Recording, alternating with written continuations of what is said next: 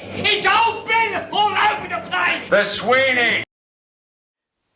Hello, welcome back to Desperate Living.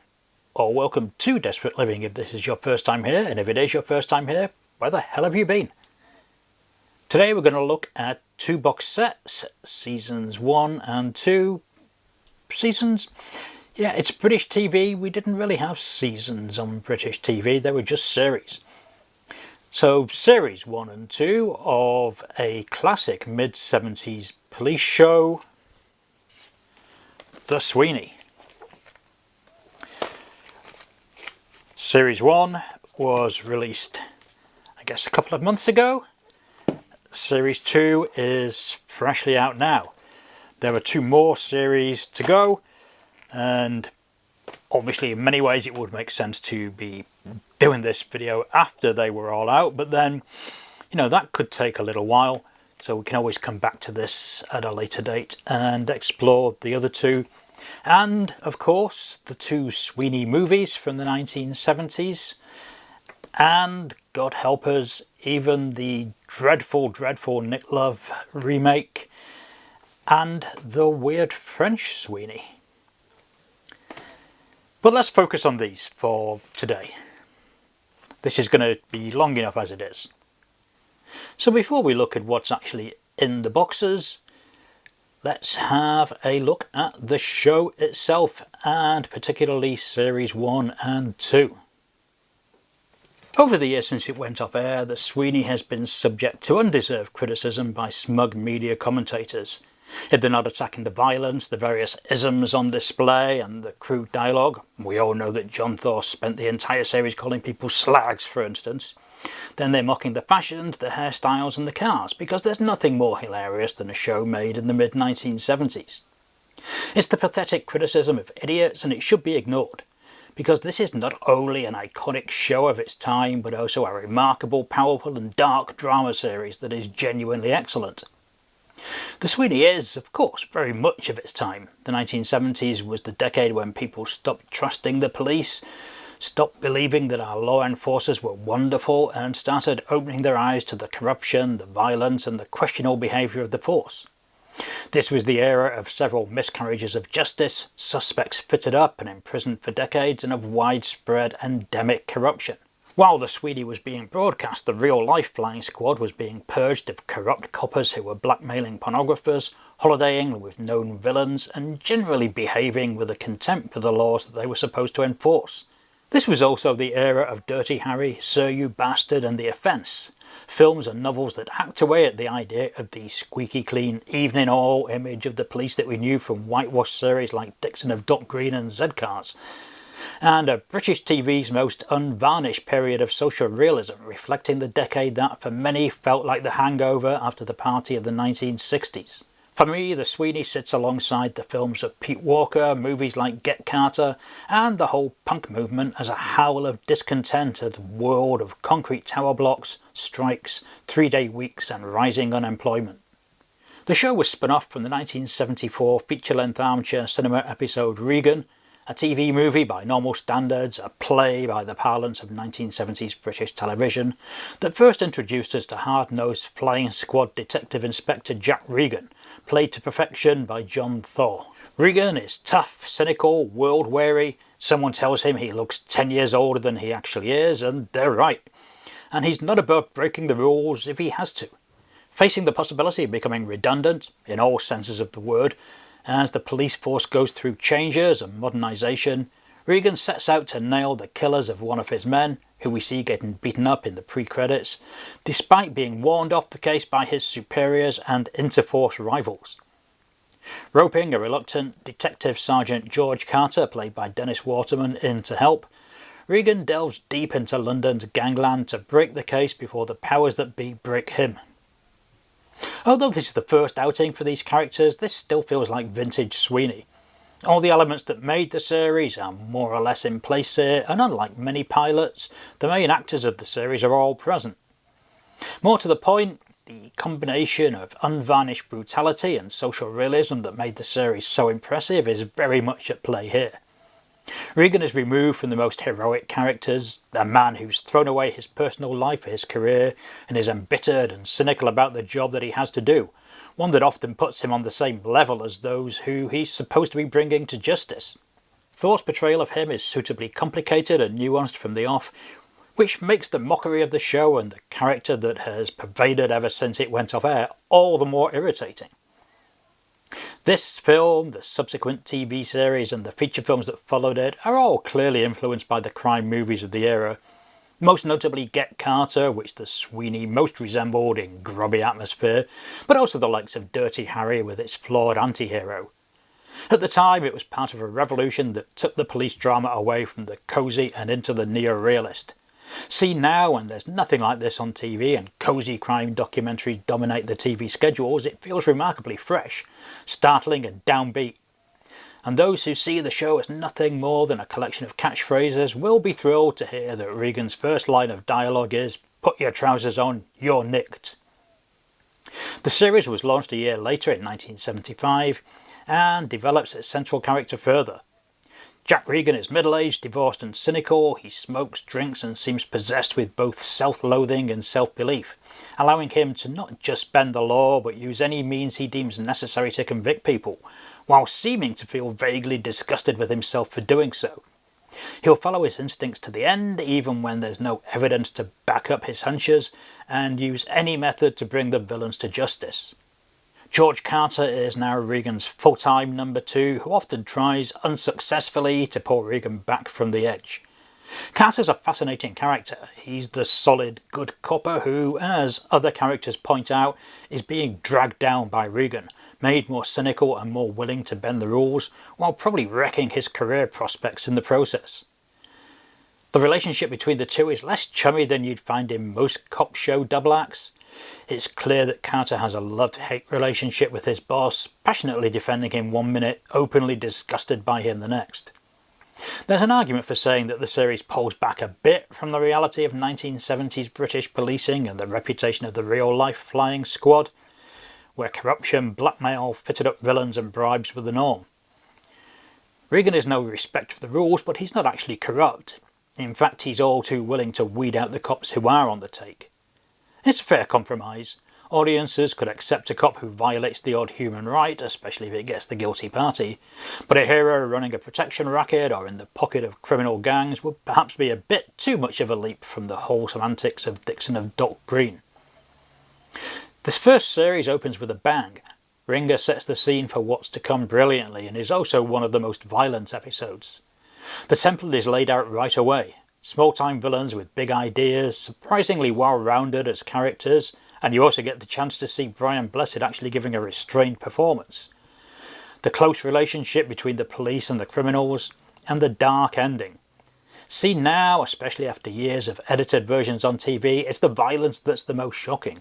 Not because of the brutality, which is certainly notable, but because of the realism of it. This is violence that's entirely unglamorous. The fights are clumsy, hard and exhausting, and everybody comes away battered and bloody. The rest of the series generally follows the same pattern: bank jobs, blags and petty thugs who are rarely one-dimensional while Regan battles authority, usually in the form of his very straight and unimaginative boss Haskins, played by Garfield Morgan, and there isn't a weak link in the lot of them. Queen's Pawn is probably the point where Regan pushes the law to breaking point, fabricating evidence and staging a fake kidnapping to capture a killer. His obsession and bloody-mindedness are hard to watch. You almost wish the show had ended with him proven wrong, but perhaps that would have been another step too far. There are lighter moments too. Thin Ice is almost like an absurdist black comedy, with Regan trying to lure a big-time criminal back from European exile by stealing his beloved dog. With Brian Glover as a gormless hoodlum, it occasionally tips over into outright slapstick, which shouldn't work. The fact that it does is a sign of how good the series was. The final episode of the first season is also a risky one. In Abduction, Regan's daughter is kidnapped by villains in order to get Regan to back off on an investigation. He could have easily have jumped the shark here, a series grounded in realism suddenly taking a step into melodrama. But the show remains grounded, and the performances from everyone, Thor, Janet Key as his ex-wife, are strong and authentic. It's also a nice end to the series. tying things in with the opening pilot, which is the only time we previously met Mrs. Regan. Series 2 builds on the high quality of the first season, mixing violent action and more downbeat and dour stories. Most notably, George Carter's wife Alison, played by Stephanie Turner, is killed off in a targeted hit and run during the 5th episode, allegedly because Turner wanted too much money for her semi-recurring role, but also perhaps because Carter works better as a single man who can be out drinking and bird-pulling with his boss. Other interesting episodes in Series 2 include Big Brother, which deals with police brutality after a suspect is beaten up in custody and Regan is blamed by the tabloids, leading to the suspect's brother ordering a hit on Jack.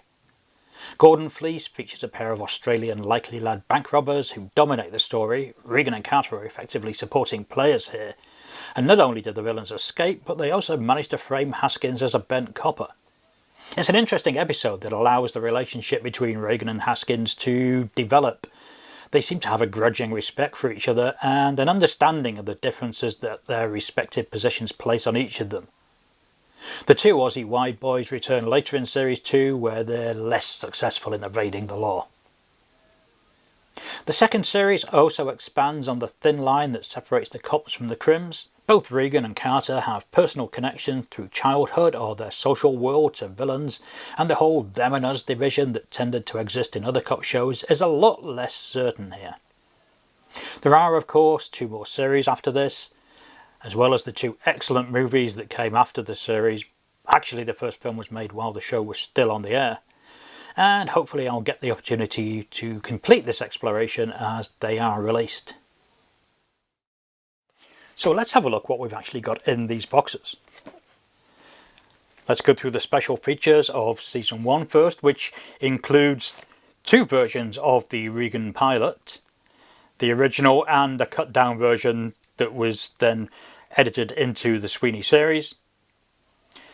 There are interviews, restoration, documentaries, TV trailers and introductions by assorted guest stars on the show, as well as 8 audio commentaries which feature actors Dennis Waterman and Garfield Morgan, as well as various producers, directors, assistant directors, writers and so on.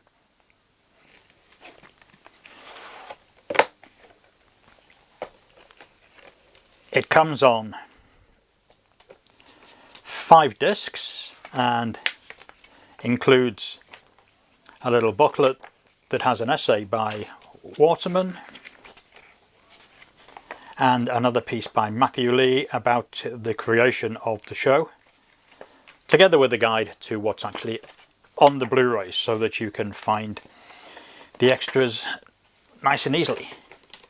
So it's a fairly typical looking box set in terms of presentation, which is not a dismissive thing. I think that this kind of box set does look very impressive, not just sat on your shelves, but when you actually explore it inside. And similarly with Series 2, this time it's just on 4 discs. Again, has a booklet with more text about the series, particularly covering Series 2, and obviously giving details again of what's on each disc, as well as some information about running order. Trojan Bus was intended to be broadcast as the final episode of Series 2, but was switched to run as Series 10 when a real-life bank robbery forced the scheduled broadcast of Thou Shalt Not Kill to be postponed. So this puts them back in the correct order. It's not like they're continuing stories, but it's still quite a nice little touch. And if you want to watch them as broadcast, then you have the information here to do that. So the extras on this edition are slightly less than on the first series, but still quite extensive.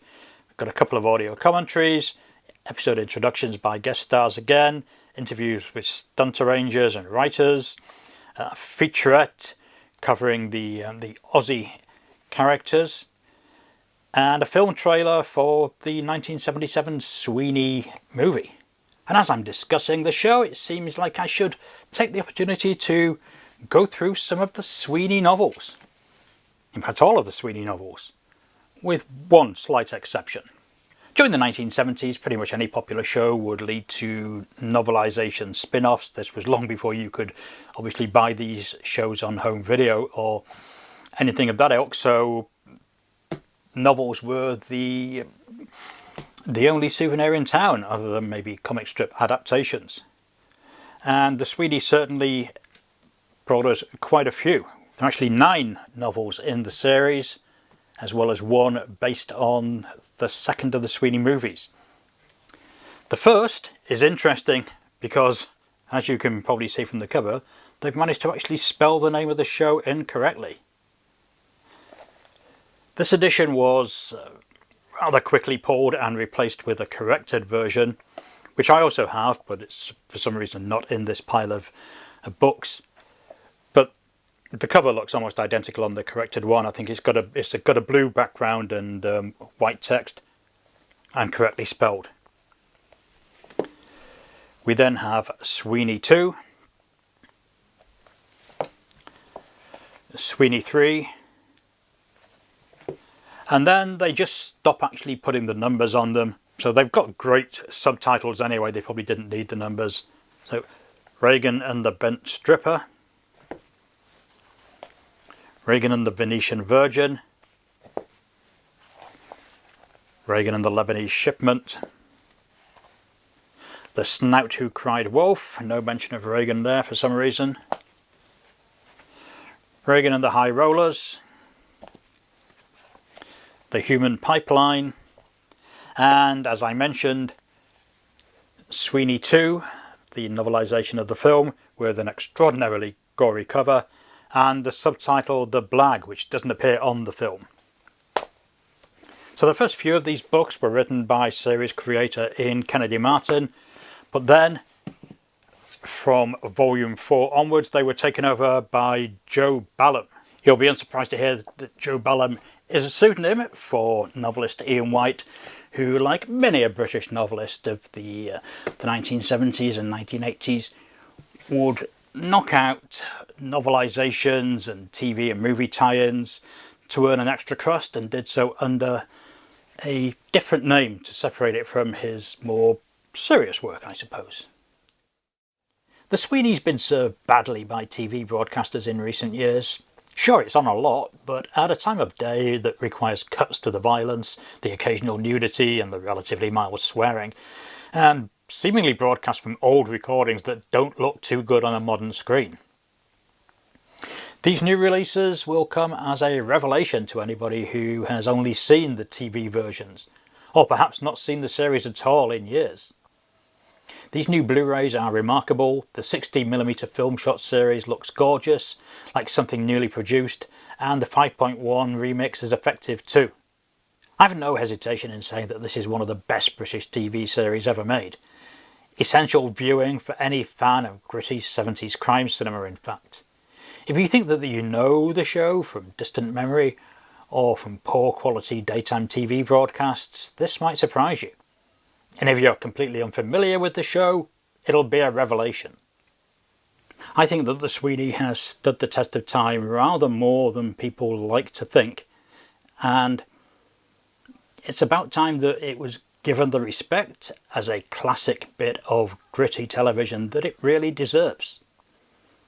If you've enjoyed this look at classic British television, then be sure to give this video a like, and if you've not done so yet for whatever bizarre reason, then subscribe to Desperate Living.